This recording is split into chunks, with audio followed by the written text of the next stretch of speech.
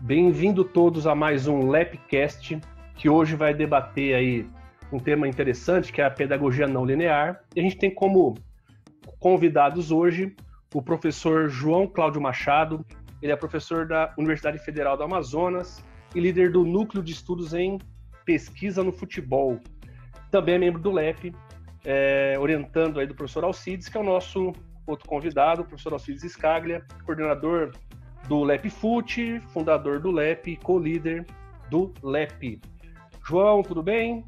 Bem-vindo ao nosso LEPcast.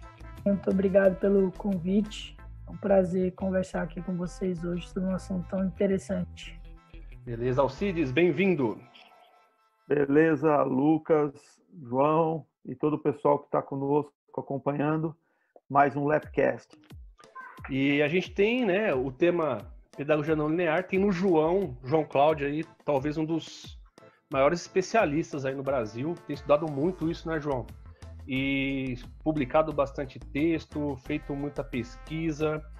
E eu acho que uma dúvida que todo mundo tem é de onde vem essa ideia da pedagogia não linear, né? De onde ela surge, para a gente poder começar a entender um pouco melhor o que é essa abordagem, essa teoria aí que trabalha o ensino do esporte. Exatamente, Lucas. A pedagogia não linear, ela é uma abordagem pedagógica que vai fornecer um conjunto de princípios que vai nos ajudar a estruturar melhor o ambiente de prática, né? Os nossos treinamentos, as nossas aulas. E para entender um pouquinho de onde que a pedagogia não linear vem, acho que é interessante a gente entender um pouquinho que tradicionalmente, né, há uma corrente cognitivista que ela entende que o jogador, para ele decidir, ele precisa de detectar um conjunto de estímulos do ambiente e ele precisa dar um significado para esse estímulo utilizando as memórias. E depois, quando ele compara esses estímulos com aquilo que está armazenado na sua memória, ele então é capaz de decidir o que fazer numa determinada situação.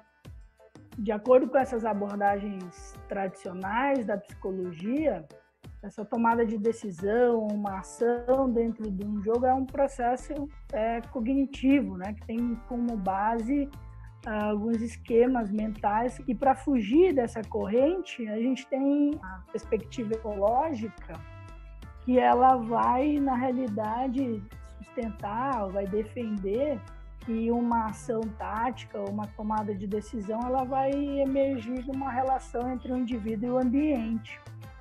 Então, essa perspectiva ecológica, ela sugere que as características morfológicas, genéticas e psicológicas do indivíduo, as características do ambiente, fatores socioculturais e as características e objetivos da tarefa, elas interagem de maneira dinâmica umas com as outras. E é daí que emerge uma ação tática, um comportamento decisional dentro do jogo. João e Lucas, talvez aí podemos parar um pouco para discutir essa informação que você traz, né, por conta de que nós temos que entender, e talvez aquele quadro que eu construí há um certo tempo e já criticamos esse quadro, já melhoramos esse quadro, e talvez o Lucas tenha feito uma versão apoiada nas ideias do Luiz Felipe, que também está estudando esse quadro, que nos ajuda a entender essa conversa que o João inicia sobre onde se aloca essa pedagogia não linear, né? Como que dentro da epistemologia do conhecimento, onde se situa essa pedagogia não linear, né? Veja, o João citou o cognitivismo e mostrou que um ponto ou contraponto a esse cognitivismo se dá e se estabelece a pedagogia não linear. Então você tem duas formas de conceber ou de explicar a aprendizagem, de explicar como que esse conhecimento ele é adquirido, mas duas formas um tanto quanto diferentes, Mas essas duas formas de explicar como que as pessoas aprendem, elas estão dentro do que nós chamamos de interacionismo. Tanto o cognitivismo, que o João destaca, quanto a perspectiva da pedagogia não linear, elas são propostas interacionistas. Mas o cognitivismo talvez parte exatamente do indivíduo para a tarefa. E a perspectiva da pedagogia não linear é exatamente ser relacional. É exatamente entender que não, olha, o conhecimento, nós aprendemos a partir exatamente dessa interação. E não necessariamente, não que o cognitivismo não se estabeleça por essa interação, mas quando você pensa na perspectiva cognitiva, você sempre vai olhar o indivíduo, do indivíduo para a ação, do indivíduo para a sociedade, e não necessariamente da construção entre aquilo que está no ambiente e aquilo que o indivíduo tem condições de perceber, né? Por isso que dá é muito utilizada essa perspectiva de utilizar as palavras percepção e ação, né? O acoplamento, percepção e ação é uma terminologia muito comum da pedagogia não linear, que estabelece, então, um ponto que na prática é muito diferente, né? Veja, nós já vimos muitos modelos de ensino pautado em algumas abordagens cognitivas, onde a grande preocupação do professor é construir muitos esquemas de ação na cabeça dos seus alunos, de modo a, quando surgir alguma necessidade, ele tem isso armazenado, né? É a ideia de talvez você ter um acervo, um baú ali de ações ou de comportamentos ou de esquemas de ação que depois serão utilizados quando necessários. A pedagogia não linear não necessariamente se pauta na necessidade da construção desse baú a priori, mas sim do conhecimento que vai surgir do contexto, da necessidade, da perspectiva de possibilitar com que o indivíduo vá construindo esse conhecimento à medida das suas necessidades mais eminentes e não da preparação para a ação. Talvez aí esteja um ponto muito diferente. Talvez a perspectiva cognitivista vá defender a ideia de você desenvolver, por exemplo, para ficar mais claro ainda, a perspectiva cognitivista vai defender uma ideia de ações coordenativas, por exemplo, né? Um professor que se pauta numa lógica cognitivista vai construir o seu treino e ter um momento do treino muito dedicado ao desenvolvimento dessas habilidades coordenativas, enquanto a perspectiva da pedagogia não linear não necessariamente vai se preocupar com a construção desses esquemas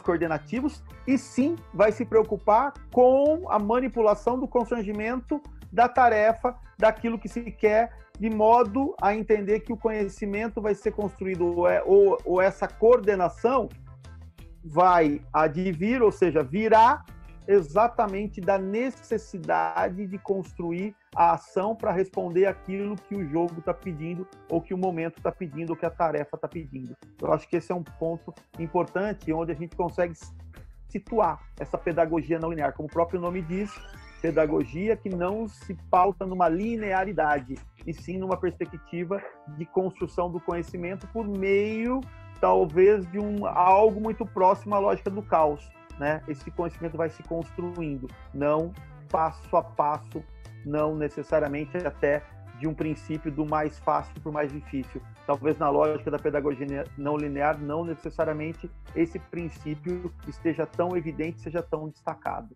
Então, Alcides, quando você fala dessa linearidade, muitas vezes a gente também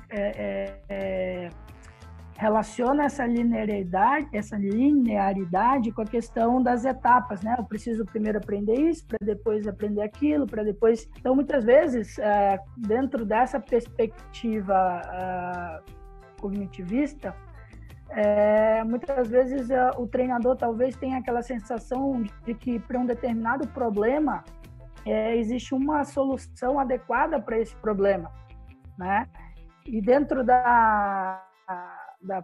dessa perspectiva ecológica, por realçar essa relação entre o indivíduo e o ambiente, eu parto também das necessidades que esse indivíduo tem, das suas características, para entender como promover situações de prática em que esse jogador possa desenvolver soluções que são únicas a ele.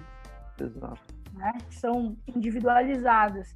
Eu acho que isso também é uma diferença interessante, que dentro da perspectiva ecológica, isso nos ajuda a entender um pouquinho melhor. Então aqui, Alcides, só para tentar também situar um pouquinho as pessoas que não têm talvez uma familiaridade com a pedagogia não linear, dentro desse guarda-chuva, que são essas teorias interacionistas, a gente vai ter aí essa perspectiva ecológica que os autores da pedagogia não linear, eles utilizam a teoria dos sistemas dinâmicos e a psicologia ecológica, e a junção destas eles chamam de dinâmica ecológica. Exato. Então, essa dinâmica ecológica nada mais seria do que essa junção aí, né, dessas duas teorias, para tentar explicar um pouquinho como que essa aprendizagem vai acontecer. Ou seja, é um marco teórico, certo, João? É um marco exatamente na pedagogia não linear. E fundamentada principalmente no trabalho do Newell, a gente tem a Constraints-Led Approach, que seria, sei lá, talvez a abordagem baseada em constrangimentos, que é da aprendizagem motora, e que vai buscar explicar a aprendizagem por meio da interação dinâmica que existe entre algumas categorias de constrangimentos, que seriam os constrangimentos do indivíduo, né?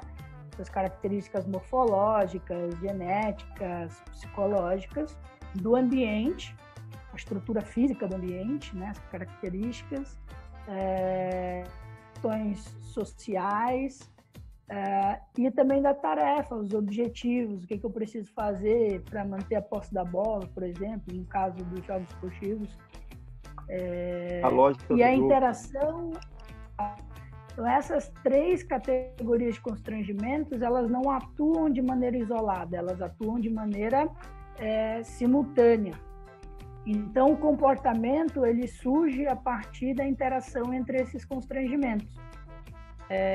Só que aí, a abordagem baseada em constrangimentos, ela busca compreender como que a aprendizagem acontece, mas do ponto de vista da aprendizagem motora. E é aí que a pedagogia não linear entra, porque a pedagogia não linear, ela vai, ao compreender que a aprendizagem desses pressupostos, né, da Constraint-Led Approach, que está sustentada na dinâmica ecológica, como que eu preciso estruturar o meu ambiente de treino para que essa aprendizagem aconteça. Né? Então, a pedagogia não linear ela vai surgindo a partir daí, entender esse marco teórico. Ô, João, então a pedagogia não linear ela tem como primeira abordagem, pensando o ensino-aprendizagem, uma relação mais com a questão do movimento, do padrão motor, do que essa significação que a gente vem tentando fazer para entender para as questões táticas, mas inicialmente ela começa com essa questão mesmo motora. É ali que iniciam os estudos. Exatamente. Tá. Tanto é que a maior parte desses estudos que surgiram até mesmo com jogos esportivos, coletivos, eles focaram muitas vezes na ação do remate, então assim, focando na estrutura do movimento do atleta, né? Aí é lógico que com o passar do tempo, e principalmente em decorrência dos trabalhos dos portugueses, eles vêm ampliando isso para uma perspectiva mais ampla, né, de ação tática. Legal. O importante é as pessoas entenderem que quando nós estamos falando em aprendizagem motora, né, nós não estamos mais falando daquela aprendizagem motora que nós classificamos dentro de uma linha mais desenvolvimentista, pautada numa perspectiva mais behaviorista e comportamental. Esta aprendizagem motora é, na verdade, uma aprendizagem motora que rompeu com essa perspectiva paradigmática mais cartesiana, mais positivista, e entendeu que a aprendizagem motora só faria sentido no momento em que ela se conectasse à dinâmica ecológica. Quem é um pouco mais velho, estudaram, por exemplo, o Galahu, quando o Galahu explicava a aprendizagem motora por meio de uma pirâmide, e falava lá das habilidades rudimentares, das habilidades básicas, das habilidades específicas, a partir de um modelo de pirâmide. Quem é mais novo não estudou o Galahu dentro dessa perspectiva, mas estudou o Galahu, que é o grande teórico da aprendizagem motora, procurando explicar a construção ou o desenvolvimento motor a partir de um desenho de uma ampulheta. E óbvio que foi decisivo para esse entendimento e renovação do pensamento do Galahu todos os conhecimentos produzidos pelo Bonfim-Brenner, né? E aí você tem um Galahu, e nesse momento o Rui Krebs foi muito importante, porque o Rui Krebs estava junto com o Galahu. O Rui Krebs foi um grande professor que nós tivemos aqui, ele foi da minha banca do doutorado, infelizmente faleceu, né? Mas foi um dos maiores, talvez, estudiosos do desenvolvimento motor, junto com o Gotani aqui no nosso país, mas talvez o Rui Krebs foi o primeiro a introduzir essa ideia da aprendizagem motora, tendo uma influência muito grande da psicologia ecológica e mais ainda a teoria dos sistemas dinâmicos. E aí você tem, então, essa perspectiva da aprendizagem motora, obviamente, aparecendo aqui na pedagogia não linear. Então, essa ressalva é importante para que as pessoas não confundam e não pensem que quando a gente está falando de aprendizagem motora e mantendo essa relação com a pedagogia não linear, nós estamos falando de uma proposta desenvolvimentista. Longe disso, longe disso. Tentando pensar numa aplicação disso que você falou, Cid, seria mais ou menos esse tipo de olhar para a aprendizagem motora.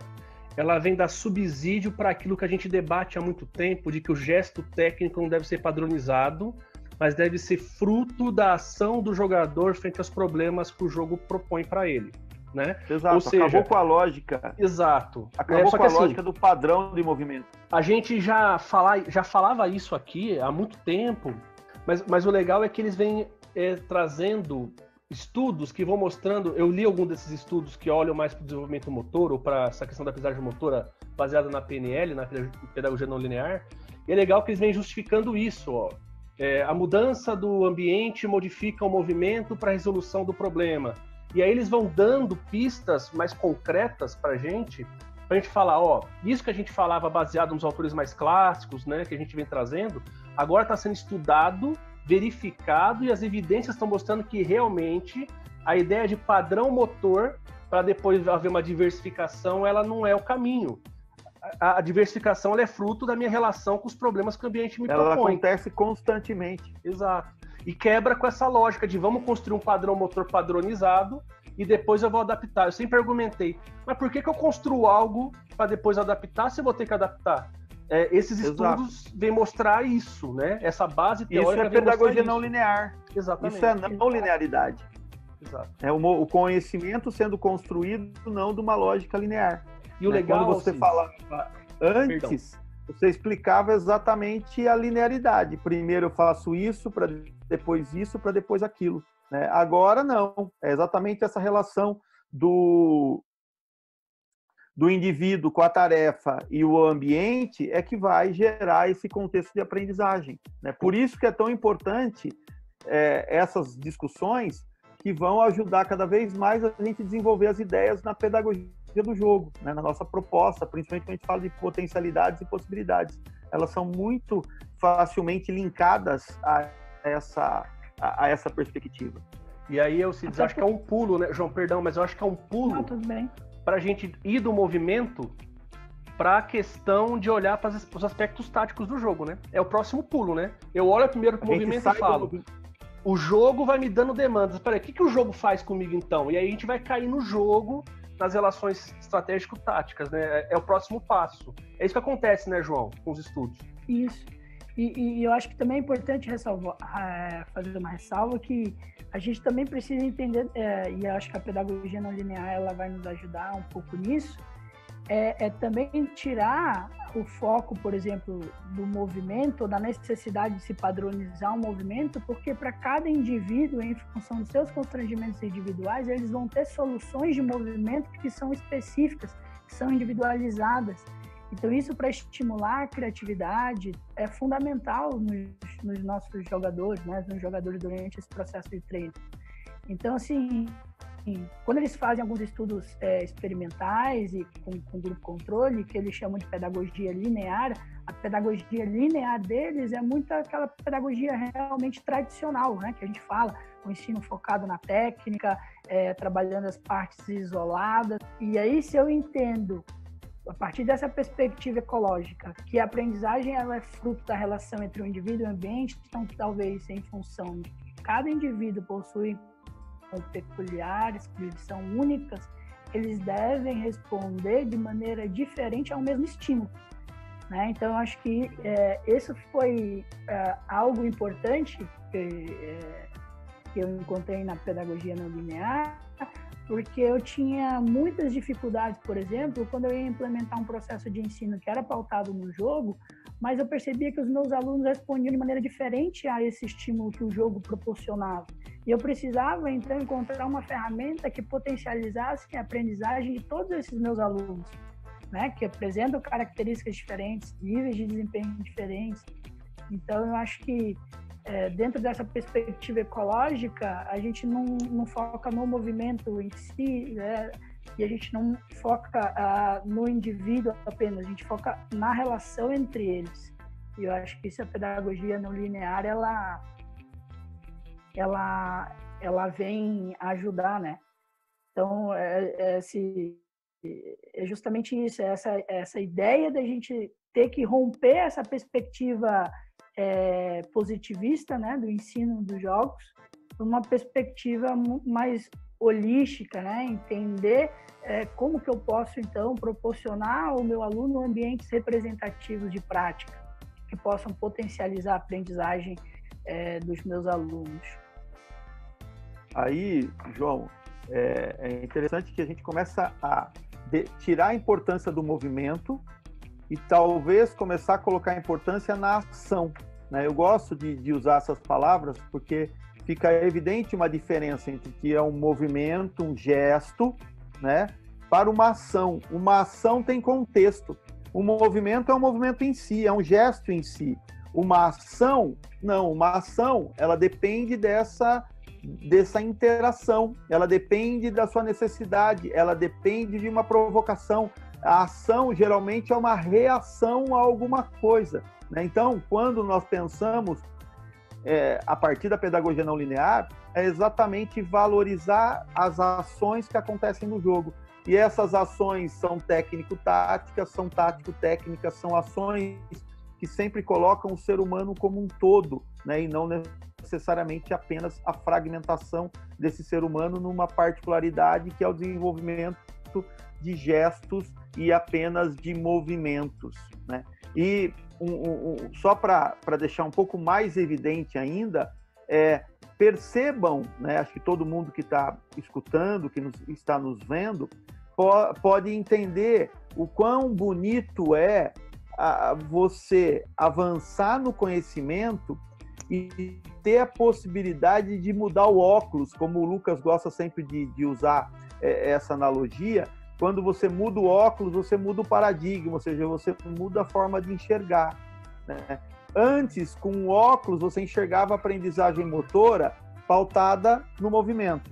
Agora você muda o óculos, a mesma aprendizagem motora mudou completamente o olhar para aquilo que ela estava vendo. É o mesmo jogo de futebol, são os mesmos alunos, mas é aprendizagem motora, mas com óculos diferentes. Eu não olho mais movimento, eu olho ação. Eu não olho mais o indivíduo, eu olho a interação entre esse indivíduo a tarefa e o ambiente em que esse indivíduo está envolto, né? Isso é muito bonito, é isso que a gente fala para os nossos alunos.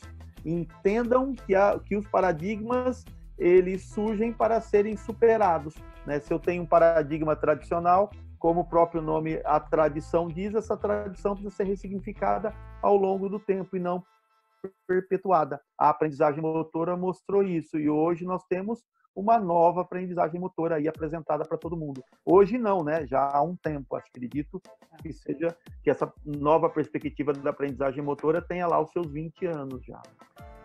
E aí eu pode falar, João, diga. É só que, e aí, essa nova aprendizagem motora, ela também, ela amplia o olhar.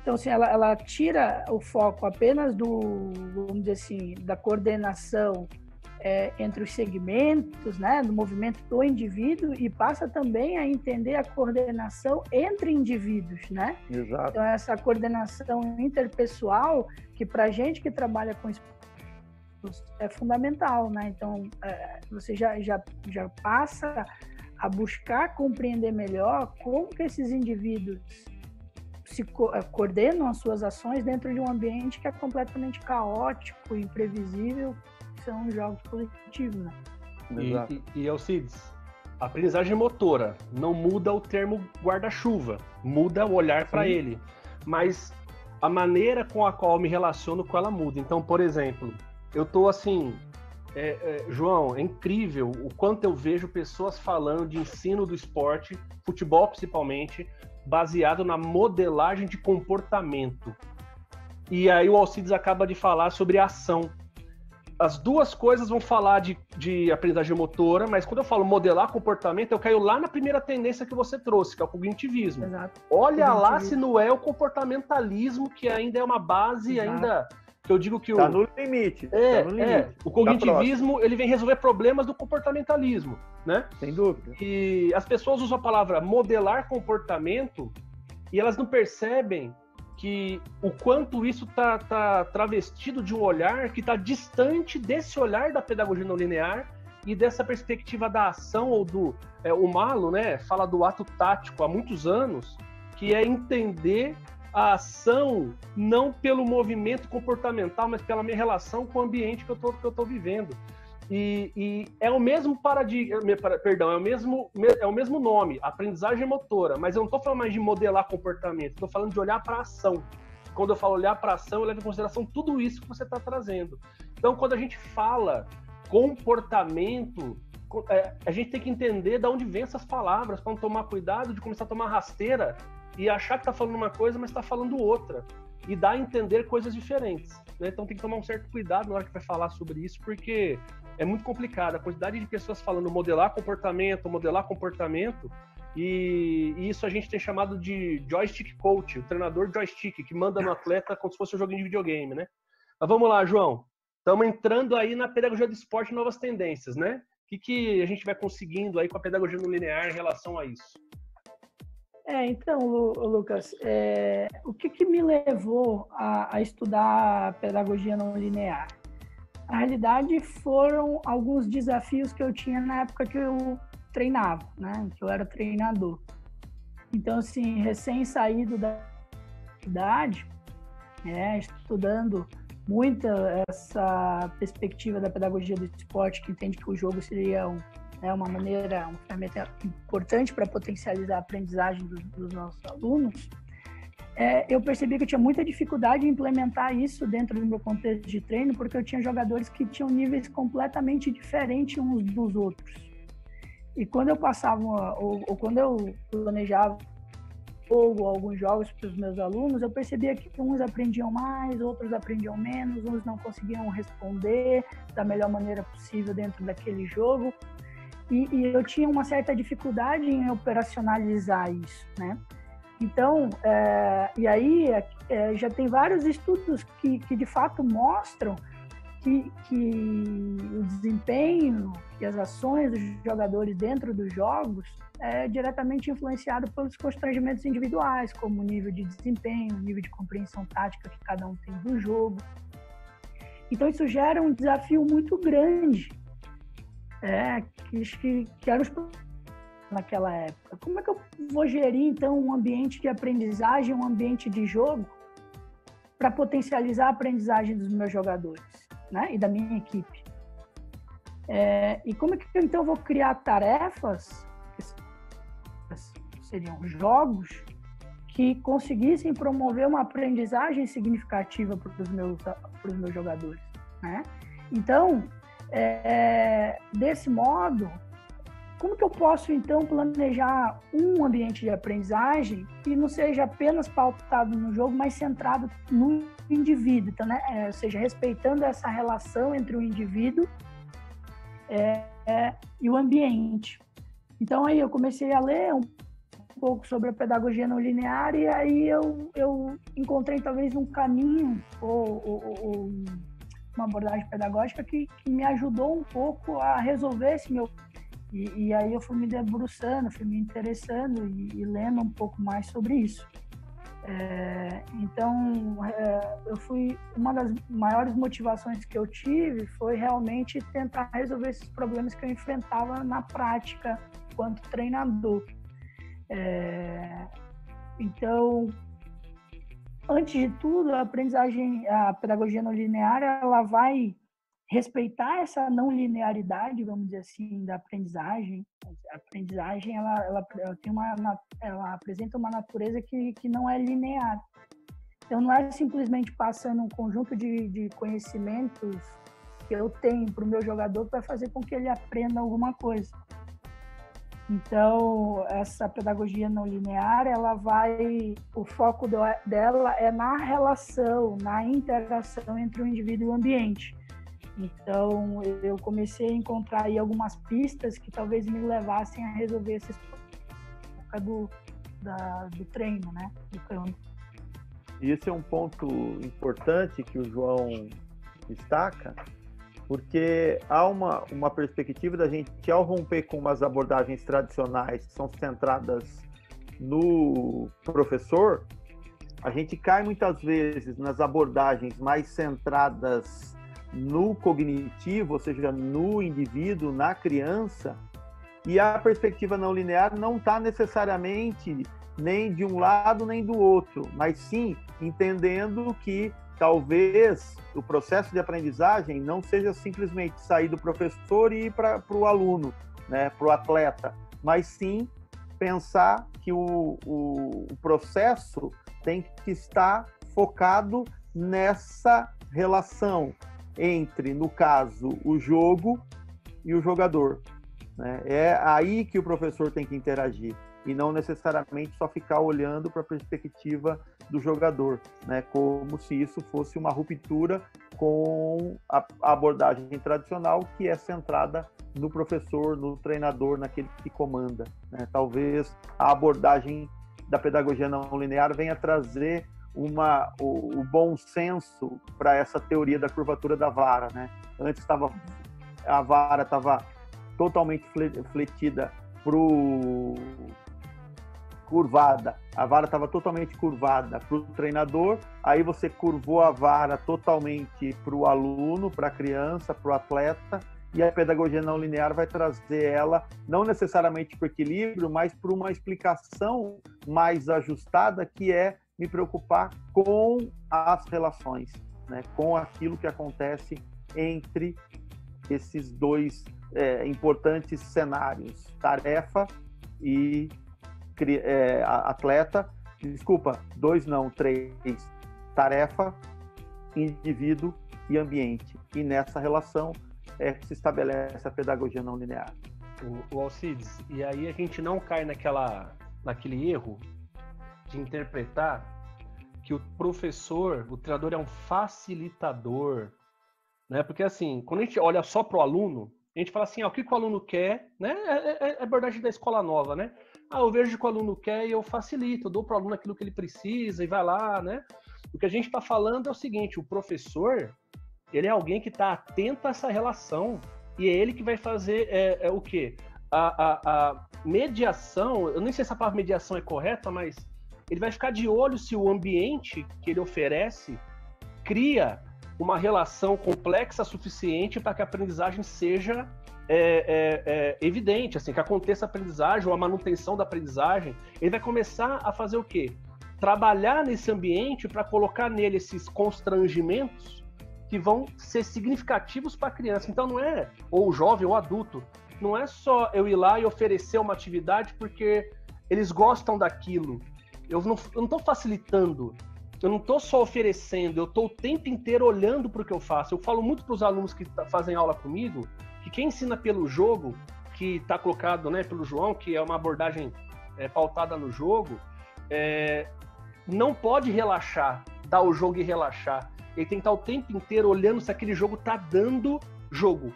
Tem que dar jogo, Exato. Tem que ser desafiador, né? E eu não sou facilitador, eu sou um professor ativo no processo e eu faço parte desse ambiente, né? Eu sou esse ambiente que intervém nessa relação entre o jogo e o jogador. Eu faço parte desse contexto de ambiente. Eu não estou fora do processo. Ô, Lucas, foi interessante. É interessante essa tua fala, de novo, o poder das palavras. Isso. Numa discussão com o Otávio Betega, né, nosso parceiro no LEP, recém-doutor, nós, ao criticarmos a ideia do professor não ser necessariamente um facilitador, e talvez esse facilitador esteja muito ligado às abordagens mais cognitivistas, a perspectiva da pedagogia não linear e da que nós defendemos dentro da perspectiva da pedagogia do jogo, talvez o professor seja também para além do mediador. Sim. Talvez a palavra mediação não seja a melhor, mas sim, e aí Otávio usou um termo interessante, problematizador. Talvez o professor seja aquele que vai Perfeito. Problematizar. E aí há uma diferença entre facilitar e problematizar. Né? Não é a mesma coisa. Né? Um está voltado e assentado em um marco teórico, em uma epistemologia, e outro em outra epistemologia. E vai gerar uma ação do professor diferente. Né?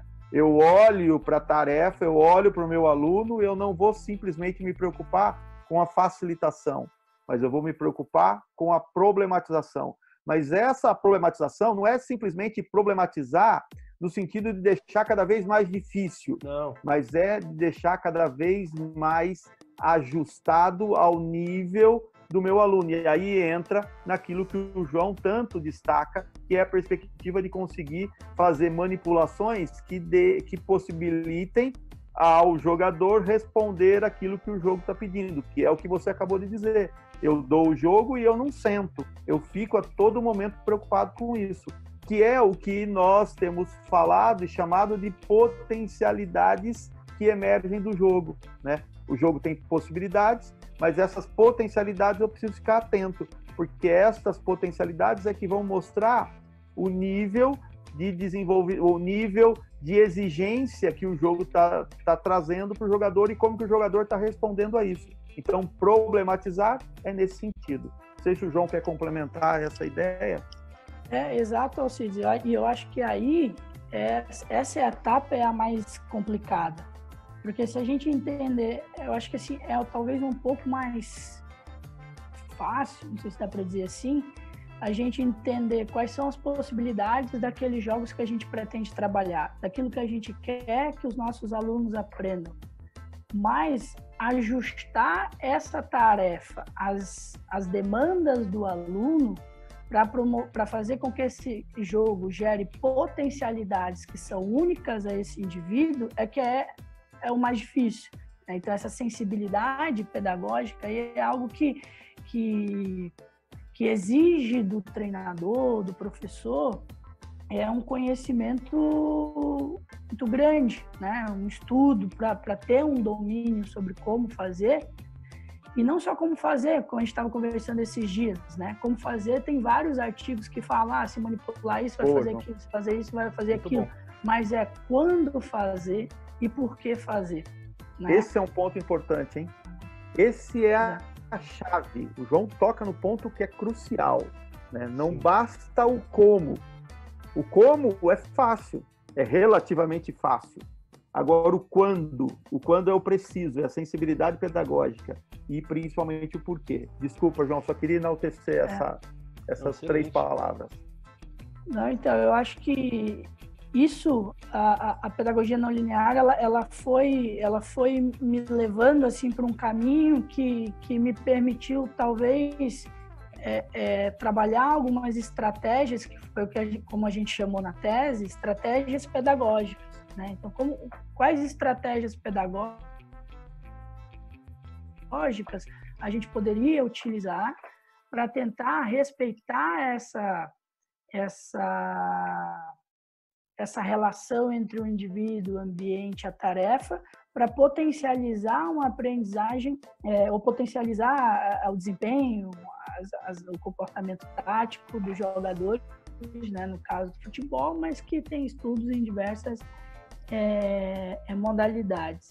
Então, assim, a pedagogia não linear, então, um desafio dela é criar esses ambientes representativos de aprendizagem por meio de tarefas, que no nosso caso, e isso aqui também é importante, como a gente está assim, a gente trabalha com esportes coletivos, então no nosso caso, tarefas representativas seriam esses jogos.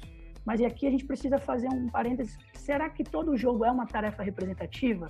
Isso é algo que a gente precisa também pensar e refletir, acho que um pouquinho mais para frente, quando a gente falar dos princípios pedagógicos, eu trago algumas reflexões que talvez possam ser interessantes para a gente pensar nisso, porque eu acredito que não, porque vai depender do que eu quero ensinar e com quem eu estou trabalhando, né?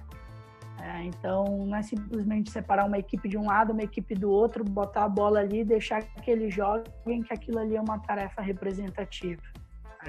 Aí a gente pode dar a ideia do jogar por jogar apenas, né?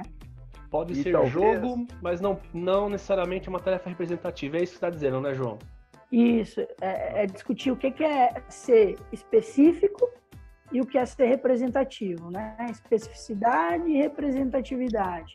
Porque a representatividade talvez esteja mais relacionada ao meu objetivo com aquilo que eu quero com o jogo, né?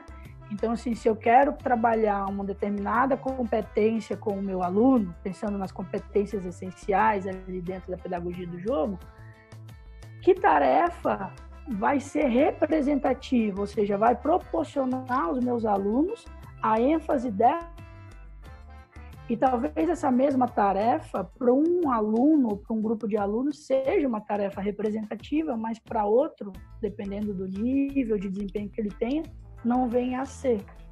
E a gente foge daquela ideia, um jogo ali, então pronto, é pedagogia não linear, ou é pedagogia do jogo. Não, eu preciso conhecer o processo organizacional sistêmico, para que eu possa ajustar esse jogo às demandas, às necessidades do aluno e aquilo que eu quero alcançar enquanto objetivo que eu tenho ali dentro da minha aula, dentro do meu treinamento.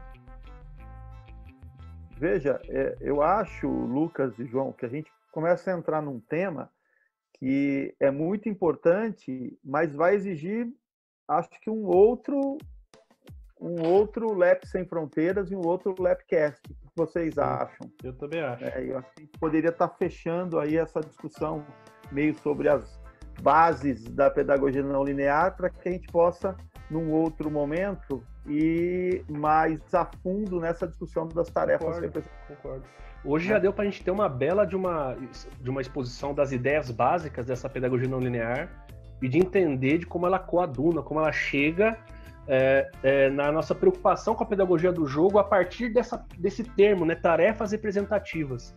É o que o João falou, não é juntar um monte de jogo um atrás do outro e falar que está fazendo pedagogia do jogo. E aí eu acho que a gente pode depois, João, com a sua presença, aproveitar e a gente debater isso um pouco mais a fundo numa próxima conversa pro pessoal. O que você acha? Não, com certeza. Eu acho que seria muito interessante, porque aí a gente começa a estruturar uma ideia de um processo organizado, né? Da necessidade de se pensar num processo que seja organizado, sistematizado, de modo a ter um controle um pouquinho maior, vamos dizer assim, da evolução do nosso aluno, do nosso atleta. Então, assim, eu acho que é muito importante a gente pensar, porque assim, uma coisa é entender a pedagogia não linear, outra coisa, no meu ponto de vista, é operacionalizá-la, né? Então, esse processo de operacionalização exige essa sensibilidade do professor, do treinador, em como ajustar essas tarefas, né? Então, esse processo de criação de tarefas representativas é um tópico até mesmo muito amplo. Concordo. Beleza. Acho que hoje, então, a gente vai caminhando para o nosso finalmente, né, no nosso LEPcast, no nosso LEP Sem Fronteiras. Queria agradecer demais, João, uma aula assim, maravilhosa para a gente, que só reforça aquilo que a gente crê, né, que essa outra maneira de olhar o esporte, como disse o Alcides, é o mesmo jogo, é o mesmo futebol, é o mesmo basquete, é o mesmo handebol, mas a gente está olhando de outra maneira. E depois que você entra nessa, não dá para voltar atrás. Eu não consigo imaginar a possibilidade de pensar diferente disso. E o que você fez hoje foi dar fundamento, fundamentou muito do que eu acredito, do que o Alcides faz, do que você faz, e talvez abra a possibilidade de outras pessoas encontrarem fundamento para aquilo que elas também fazem e vão entendendo agora alguns porquês. Então, João, agradecer de verdade a sua presença, muito obrigado.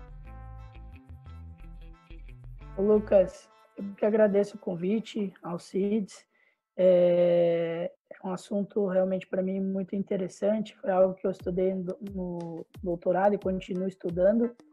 E acho que abre um caminho aí muito grande e nos ajuda a pensar, a estruturar melhor esse processo de treino de uma maneira mais coerente. Que aula, hein, Alcides? Sem dúvida. E o interessante é ter no nosso grupo o João, né? Como você bem disse na abertura aí dos nossos trabalhos hoje, eu não tenho dúvida que é o maior especialista em pedagogia não linear e nós temos a grata possibilidade de vê-lo e escutá-lo, né, e poder aprender um pouco mais e conseguir fazer as relações, né, entre aquilo que a pedagogia não linear nos ajuda a fortalecer muitas das ideias que nós estávamos desenvolvendo e ajuda a discutir as evidências que nós temos produzido, que nós estamos produzindo. Muito bom. Então, pessoal, vamos encerrando o nosso LEPcast, o nosso LEP Sem Fronteiras. Obrigado a você que ficou com a gente até o final e a gente se vê e se ouve numa próxima oportunidade. Obrigado a todos. Até mais. Até mais, pessoal. Tchau.